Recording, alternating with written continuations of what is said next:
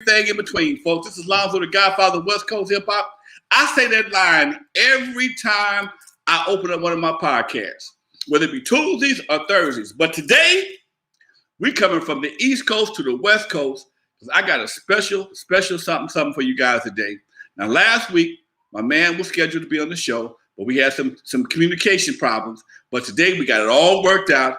And today, I have the CEO of the Universal Hip Hop Museum that's based in New York on my show today, Mr. Rocky Bocano, right? Bocano? Bocano, yep. Bocano. What's up, Rocky? How you doing, Doc? I'm good, Lonzo. How you doing? Man, I am fantastic. Folks was looking for you last week. I said, must be some kind of communication problem because he ain't showed up yet. And I know you ain't that kind of guy, leave me hanging. But I'm glad we connected today and made it happen. Man, when I told people I was going to have you on the show, they got kind of excited because the Universal Hip Hop Museum is something people have been waiting for about 35, 40 years. So now that we got one on the way, could you tell them how are you connected to it? Why are you the CEO? And tell us about the museum. So I'm the executive director of the Universal Hip Hop Museum and the president or CEO, whatever you want to call me. Okay. Titles really don't mean anything to me, but I'm connected to it. I've been involved in music all my life. I started as a teenage DJ here in New York City. I'm from the Bronx. Okay. My cousin Pete DJ Jones was one of the top mobile disc jockeys back in the early 70s, and I was like an understudy for him for several years until I was able to become my own professional DJ at the age of 16. And I started DJing here in New York City at a club up in the Bronx. This was, right when hip hop was starting to click in the Bronx and other parts of the Bronx. I'm from the northeast section of the Bronx, and Flash and Bam and Kool Herc and all those guys are good friends of mine. And I was able to watch this thing rise to what it is today. I had my own record company in the golden era of hip hop called Strong City Records with Jazzy J, and I managed a couple acts and producers like Teddy Riley, and I worked with Dallas Austin and L.A. Reid and Babyface. So I've been in the music business pretty much all my life, and I became connected to this project, the Universal Hip Hop Museum, about 10 years ago. I was running a basketball program in the South Bronx called the New York Gauchos, and a couple real estate developers wanted to see if the Gauchos wanted to expand our program that has been part of the South Bronx since the early 70s. Gauchos started in 1968, but some players that came out of the Gauchos, Kemba Walker, Chris Mullin, Mark Jackson, Stephon Marbury, Pearl Washington, on and on and on. Legendary basketball players came out of that program. Okay. And, long story short, the opportunity to establish a hip hop museum just came because other people had attempted to do a hip hop museum, but it didn't work out for them for whatever reason. And I knew that I could, rally the forces and get people behind it and help raise money. And here we are today, with the construction started back in January, and now the building's going to be complete by 2024, and we'll have a museum that represents all of hip hop, East Coast, West Coast, Dirty South, Midwest, global, so it's a museum for everybody. Fantastic, Doc. Where's it going to be located? It's called, the project is called the Bronx Point. So it's at the very tip of the South Bronx, sits right on the Bronx side of the Harlem River, about 5 blocks south of Yankee Stadium. Okay. 52,000. Prime real estate, baby. 52,000 square feet. For the museum? For the museum. That's going to be huge. Yeah. How many floors? 2 floors. 2 floors. Okay. It's It's not one of the biggest museums in New York City, but it's going to be one of the best museums in New York City. Okay. What's gonna make it the best? What's gonna make it one of the best? I want to know that. That's my question. What's gonna make it one of the best? You know, for people, for kids who, many kids today, high school kids, even college kids that grew up, from the late '90s or even 2000s, they don't know the history of hip hop. No, they don't. So when they come in there, they'll be able to understand the origins and where it started and how it spread across the country and how it developed in each city and how each city made it its own culture and made it popular in its own kind of way. And we're talking about not just the music that people hear on the radio, but all the different elements: the graffiti, the breakdancing, the poetry, the DJing, and now all these other elements that have become so popular. Fashion is part of it, the lingo is part of it, and entrepreneurial business people like you. You were a club and concert promoter, so you know what it was like to bring artists that were just breaking their first records into a different city to give them exposure. So all those mechanics, radio played a big role. The people who did the marketing and PR people played a big role. The video producers, the photographers played a big role. Right. In helping hip hop spread around. And we need to give recognition to all those different aspects of the culture so that people understand that this culture that was started by black and brown people here in New York City on the West Coast and down south became the most popular art form in the entire world, and that's what this museum is going to celebrate. Okay. Will it be a high tech museum, or just gonna be some mannequins and statues, or what we talking about? No. So Microsoft is our technology partner, so you already know. Okay, I ain't mad. That's gonna be some gonna be some everything. What about mannequins or statues or whatever? Is there gonna be anything like that in there, or costumes? Yeah. Listen, we're gonna have clothing from all tour jackets, and Right. we're working with people like Dapper Dan and other designers to make sure that the fashion pieces is on display. But we got all kind of artifacts being donated. We even have a bike that Snoop Dogg used in his music video Gin and Juice. Okay. So, and then we got all kind of different artifacts. We got speakers from nightclubs, and we'll have uniforms that some of the artists used to wear on tour. It's going to be all over the place. But the main thing is, how do we celebrate the history of hip hop and make it relatable to today's youth without making it seem like old and stale? Right. And that's where the technology part is going to bring everything to life. So we're working on some stuff that I can't share, because if I share it, then I may have to send somebody over to make sure you don't tell nobody. I'm on your side, shit. You already rolling with that. How will artists be recognized in the museum? Is there an induction squad or induction team, or a crew of people that will be responsible for going out and making sure that certain people, with everybody don't have the big name, but you got some big players in especially LA hip hop. If I didn't know you and I didn't start doing these documentaries and YouTube channels, it was very possible I could be overlooked. So you got guys that I know for sure, like my boy here's in one of my chat room, Celebrate Life, Cerebral. He mentioned one of my boys, Scotty D. You know who Scotty D is? I have no idea. Now, And this is why we have committees. So DJ Clientele, part of your group, is one of our West Coast advisory board members. You're going to be one of our advisory board members, and we leave up all that documentation and the history, the record keeping, and the celebration and the preservation of the culture up to the people who actually lived it.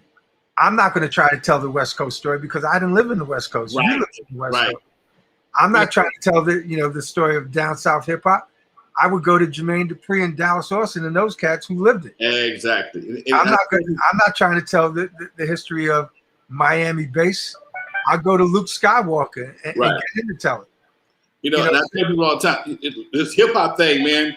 All I can speak about was what I know and what I did. Okay, and if you're trying to do too much, you're gonna find yourself in a lane that it's gonna be a crash because somebody else gonna run into you. You're gonna run into somebody else that knows everything about that. So you stay in your lane, and everybody wins. Okay, nobody looks bad. There's no crashing, and I think that's a great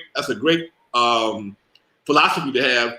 Let those who know do what they do. Exactly. Listen, and the beauty of this museum is that so many of our icons like yourself are still living. So why would I try to tell their story when they're still living? They can tell their own story. Yeah. That's always a blessing. Right? Listen, I've learned a long time ago, the best way to tell history is by the people who created it. Exactly. Not by other people. I tell them all the time. That's one of the things I say in my book. Nobody can tell my story like I can tell my story. People have heard about me. They know some things about me, but nobody knows the details of why I did what I did the way I did it. Okay, and that's just something that nobody knows the intricate parts. One of the big here in LA, one of the big rivalries has always been my group, World Class Wrecking Crew versus Uncle Jam's Army. Right. And people thought I hated Uncle Jam. I didn't hate Uncle Jam's Army. It's just that me and Roger had we were used to be business partners. We had two different philosophies. And to tell somebody, you see us one day and we was buddy. Next day, fuck you back. Okay. Right. We had that love-hate relationship.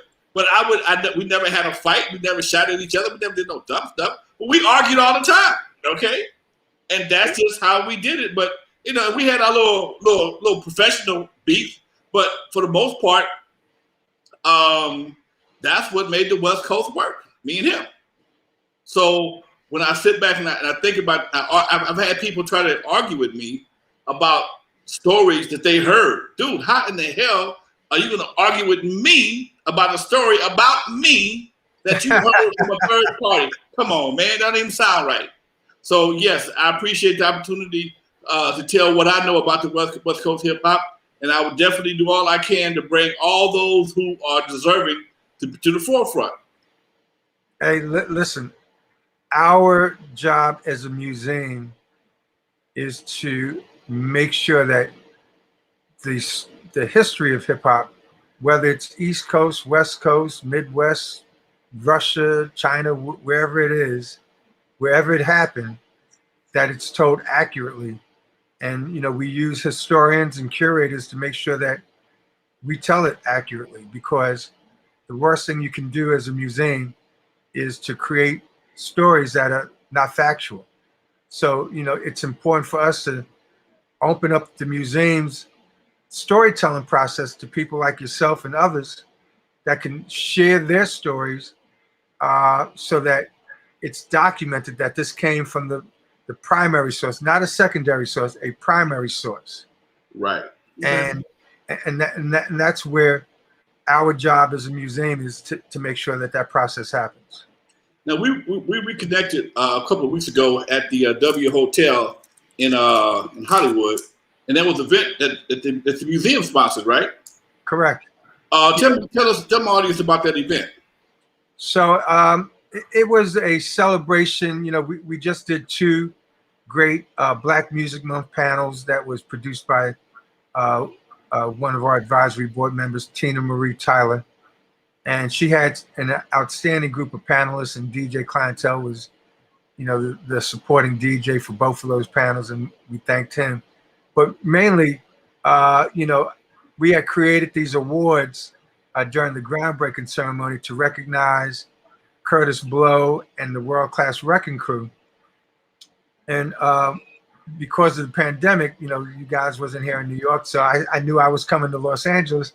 I said, let me bring these awards and give a little reception. And and make sure that I was able to hand the awards directly to you guys while I was in California. I appreciate that. So we had a little celebration, and we recognized the World Class Wrecking Crew for their contribution to the culture, and we recognized Curtis Blow, the King of Rap, for his amazing contribution, and it was a great evening. Okay. Now I'm gonna tell you a secret about me that most people don't know.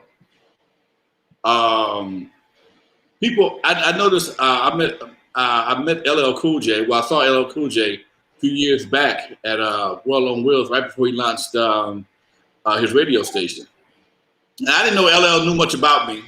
It's funny that most people know me for two things, and not the main thing. Okay.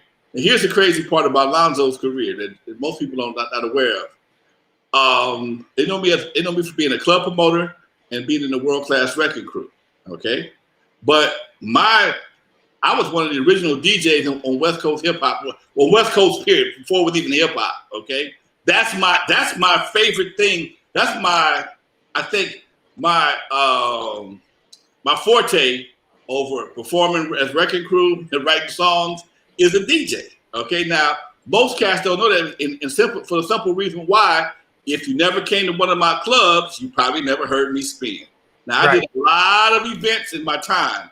Most of the events that I did were mobiles, and they were all prior to hip hop becoming popular. Once I got into the club, I would spend an hour or so, and I would turn the turntable over to Dre, Yellow, whoever else may be.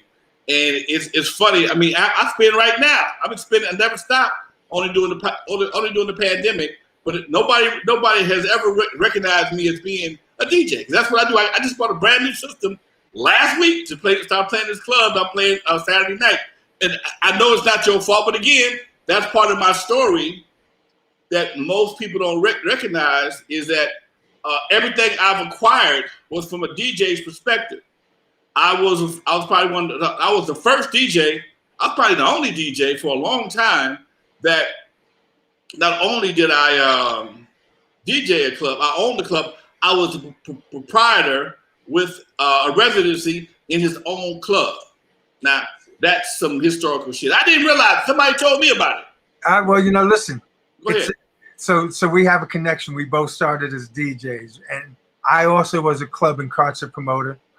I worked with a big concert promoter named M. Morton Hall. My friend Milton LaCroix, who's into boxing now, he was so close with M. Morton Hall. He was like his right-hand man, and he introduced me to M. Morton Hall. And we used to run around New York City putting up posters and passing out flyers for M. Morton Hall's concerts. And I learned so much about the concert business from M. Morton Hall, who is no longer here. Rest in peace. Rest in peace, Hall. And through those guys like M. Morton Hall and Pete DJ Jones is how I developed my passion for music. So, I mean, we all have the same kind of like upbringing and interest in entertaining people. That's what we like to do. And the museum is going to be very entertaining when it opens up, because not only will you learn about the history, but we will have a theater inside there for performances. And, okay. We're going to have a lot of technology, like I said. Hopefully we'll be working with LL and Rock the Bells, where they can do live radio broadcasts from the museum. And we'll open up, galleries around different parts of the country and different parts of the world, so that, people can experience the museum in other places as well. Okay. So we got big plans. When I come back out to California, I got to come hang out with you at your club. And Kiki, I do have a question for you though. Go for it. So when the music started to change, and you noticed that it was moving from one type of genre to this new thing that we call hip hop, how did you get introduced to it? And what was your first song that you heard that made you say, "Holy crap, what is that?" Curtis Blow Christmas Rap. Curtis Blow Christmas Rap. Curtis Blow Christmas Rap. I got it in a record pool. I was in a R&B record pool. This is 1979, and actually 78. I hadn't even opened the club yet. I was about to open the club up when I got this record, and it was part of the package. And a few months later, I opened the Eve After Dark. I got into the record pool as a mobile DJ.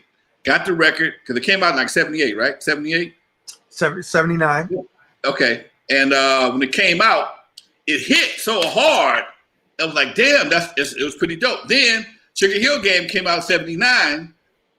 But by the time Sugar Hill Game came out, we opened up the Eve After Dark. So even though that was Curtis Lowe Christmas Rapping was not, it was like a seasonal record, we still played it because it was so funky.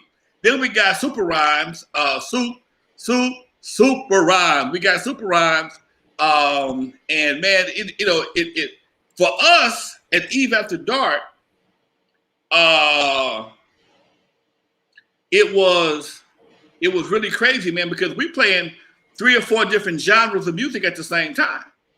I come from the disco era. My first turntable music was disco, man. I'm playing Casey and the Sunshine Band, Donna Summers, right. Bee Gees, all that kind of stuff as Disco Lonzo. And when I got to Eve After Dark, it started to get more funky. I had all the Parliament stuff, the slave stuff. Cameo was hitting real hard. And Motown was having a good year with the Tina Marie stuff and the Rick James stuff. So everything was starting to make the evolution, and the music was so diversified. And that's why at Eve After Dark, we had like 4 to 5 DJs, at least 4 DJs every night, and everybody played something different. We would dip into different genres collectively, but for the most part, my show was mostly a funk show. Unknown played the far out shit. Yella played some of the funk and a little bit of far out shit, and Dre just did like the show shit. He was more of a show jock. Okay, so. But when we first opened in 79, man, we opened Knee Deep, Sugar Hill Gang, and those are the 2 hottest records, Knee Deep and Sugar Hill Gang. Okay. That's my introduction to... It's funny because I was listening to an interview that I think Snoop did, and like you, the Jimmy Spicer Super Rhymes, he said Jimmy Spicer was one of his favorite records as well. Yeah. That was, man, was a Cloud of Thunder, blah, blah, blah. I remember the song. I can't recite the song, but I remember the song very well. And shortly after that, man, because Prince came out in like 79, 80. And when he came out with, I think it was Sexy Dancer, that was another vibe. Then Mike and the Jacksons was still hitting. That was another vibe. So we had so many different vibes. And Eve After Dark, man, it was just crazy, and it just made for a hell of a time musically. Fashion was different. I mean, we even had I was talking to a buddy of mine. I forgot all about this. We had a little trend back in the day called ska, and it was the pants rolled up real high and the big thick ass shoes and these long ass trench coats, and folks that had this little skip around dance and shit. It was an interesting time. Girls wanted to be Vanity 6. They would get out of their mom's car, wearing their school, wearing some nice regular stuff, go in the bathroom, come out wearing a camisole. I mean, this happened at Eve After Dark all the time. And by the time mom come to pick them up, go back in the bathroom, put the shit they came in, about their camisole. That's no bullshit. It happens all the time, man. So for me, as a club owner, DJ, I've seen about 4 decades of musical entertainment just on the corner of Avalon El Segundo. I mean, I remember when the gang factor was minimum and you could stay open all night long. I remember when Sherm came into play, it had a major effect on the club. I remember, I think 81 to about 84 was the Eve After Dark prime years. That was our prime years. I mean, we had some great years. We were good in 80, man, because after Cameo came the first year, Cameo came to see to visit the Eve one time changed us forever. Changed us for months.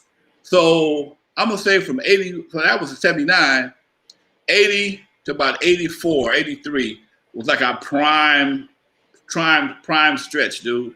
And after that, crack came in about 85, and things started changing a whole lot. And it started, I was just going to ask you that. So you had, besides your club, you had an organization named Radiotron, right? which was like a community center kind of thing. Right. You had Uncle Jam's Army doing their thing. Musically, you had Egyptian Lover, which was like electro funk, and you had Captain Rat. When did you notice that those first electronic records, which were real up tempo, start? What caused the change? Because even in the movie Breaking, Breaking really didn't have the hardcore hip hop. It was more the pop lock and up tempo kind of sounding stuff. Where did you see the change start to happen? Was it when the crack era started to come around? It was before crack. It was before crack. About 82, man. About 82. About 82. The music picked up. The tempo picked up. Might have been 81, but in the early part of Eve After Dark, the music tempo picked up because Eve After Dark was a straight dance club. Okay, we didn't have no liquor. If you came to Eve After Dark, you might as well be going to a aerobics class. Everybody danced. Took all the chairs out. All we had was a stage, DJ, speakers, and a pool table. Okay, and I had to say, we started. Unknown was my music director. We ran the Eve like a radio station.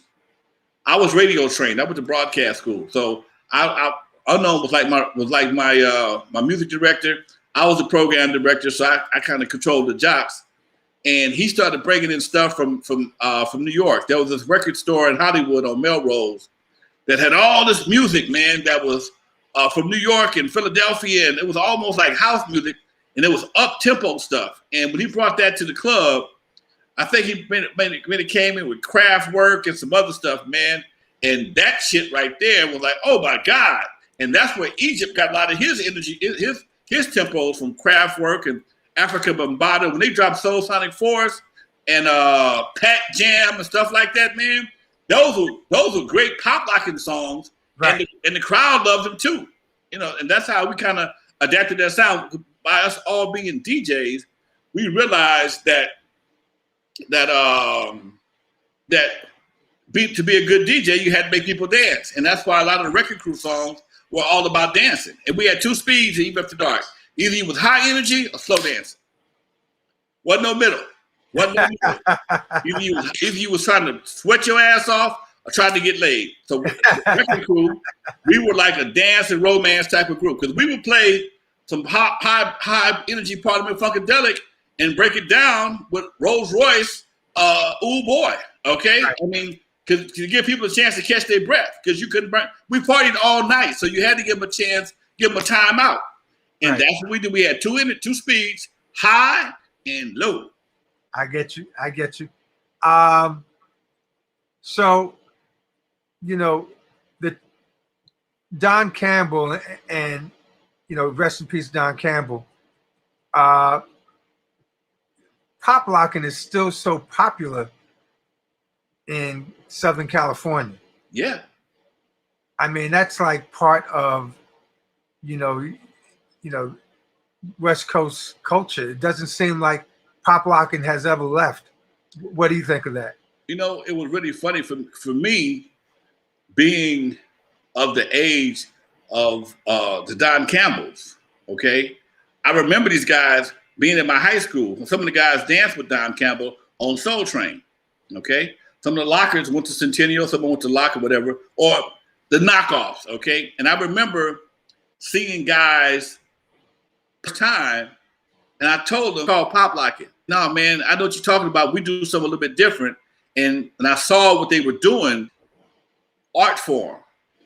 And I've hosted so many pop locking contests, and thank God the video to YouTube I've seen so many videos on people overseas that have taken that art form to another level. And that's why it won't go nowhere, because people, man, are doing some things. They doing some outlandish things on the dance floor based around pop locking. It take some of the stuff. If you double joint it, you got a whole nother level of pop locking coming off. Okay, don't be a contortionist. You got another level of pop locking. So, this is why I think pop locking ain't going nowhere, man. Then you got guys who are damn near as old as me can still do it. They still can do it. I see guys, on YouTube, like you said, big up to all the cats that, are still representing the culture, keeping the spirit of Don Campbell alive. And Shabba-Do, can't forget Shabba-Do. Rest in peace, Shabba-Do. All right. So yeah, man, it's just amazing that we still can do our thing, and I'm just glad to be able to tell the story, dude. I was hanging out with Snake Puppy from the LA Dream Team last week. We go out to shoot pool at this little club sometime. He said, Lonzo, do you realize me and Egypt used to walk 40 blocks to your club, man? Before the Dream Team, before Egypt was a DJ, they would walk 40 blocks to Eve After Dark and then walk back home. That's saying two things. One, they were dedicated to party to Eve After Dark. And two, the streets were totally different back then. Right. Nobody could imagine today walking 40 blocks. Do you know how many hoods you got to walk through at 40 blocks?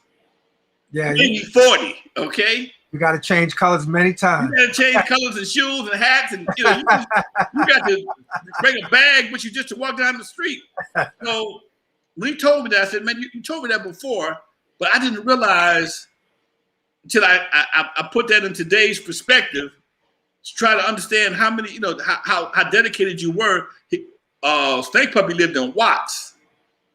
Egypt lived somewhere off of Normandy. So they had to hook up and walk together and then separate. Okay? So that means somebody's walking home at probably 2 o'clock in the morning, maybe 3 o'clock in the morning, in LA. And that right there ain't a good idea no more, man. No, well, that's a sad commentary because, the violence in across America, not just in California, but everywhere is just it's just out of control right now. So, I don't even know how you address it, to be quite honest. I'm hoping, and this is something that I'm gonna bring to you as the CEO of the Universal Hip Hop Museum. One thing that has ruined the hood, we don't have no entertainment venues in our community. We don't have theaters. We don't have skating rings. We don't have a lot of stuff that other communities have. And a lot of that is based on the fact that we usually mess it up. Okay. I don't know what the ticket is on the Universal Hip Hop Museum, but whatever it is, we can't afford to take personal problems and hood problems to the museum, because that museum is probably not owned by us. It's probably owned by somebody else. If I ain't mistaken. I don't know who it's owned by, but I'm pretty good sure the building is going to be owned by somebody. It ain't owned by Dre, put it that way, okay? And I preach this all the time because I'm a Black businessman in the community. And one of the things that made me kind of move out of the club, out of the people business, the insurance. Okay, that building has to be insured. Mm-hmm. It's going to be liability insurance because it's a building, and that's just business, period. But if we start having problems and fights and shootings at the Universal Hip Hop Museum, it's going to put a real dark cloud over the museum, because it should be a tourist attraction. Oh yeah, no, it's going to be we're not going to have any of the hood stuff in there. But listen, I get what you're saying, and the problem that we as a people and I'm talking about not just black and brown people, everybody. We got to understand how to, take care of our own.